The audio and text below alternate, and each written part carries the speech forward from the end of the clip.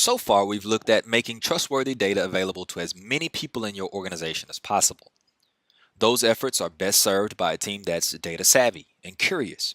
In other words, people who are data literate. Valuing data literate people doesn't just mean hiring people with a PhD in math. Familiarity with data is something everyone can develop as a part of their job skill set. Being data literate means understanding what data means, including how to read graphs and charts appropriately, draw correct conclusions from data, and recognize when data is being used in misleading or inappropriate ways. And effective data cultures walk their talk from the top to the bottom.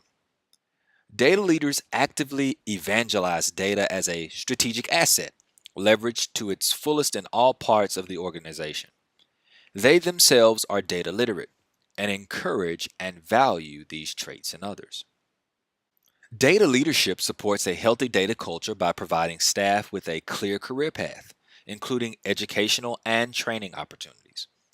They regard data literacy, experimentation, and making data driven decisions as career enhancing behaviors, and invest in helping people acquire and develop those skills.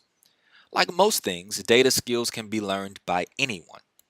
You didn't have to be a math lead in high school to benefit from some basic concepts and skills. Values are most effective when shared. A team of people dedicated to using data to solve problems are going to be much more effective, not to mention much more satisfied with their jobs. So, what does this look like in practice? Let's look at an actual example. One of the noteworthy efforts of the Obama for America campaign in 2012 was the emails it sent. As the director of digital analytics, Amelia Showalter came on to help the email writing team deliver more effective emails. Initially, she had to explain and show the team how to conduct A/B test, a method of testing two versions of something at the same time with a target group of people. This meant a disruption to how the team was used to writing emails, and it took longer too.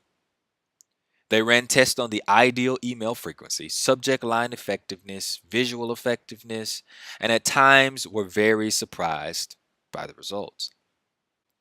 Some of the surprising things the email team discovered were that sending more email than they'd originally planned, not less, was in fact better for fundraising results. Hey there is still one of the most effective opening lines from a presidential candidate, and more basic emails bordering on ugly, according to Showalter, also led to more clicks. The writing team wasn't fluent in data analytics when they started, but by the time the campaign wrapped up, they couldn't imagine writing a single email without testing it before hitting send. They'd become more data literate in the process too.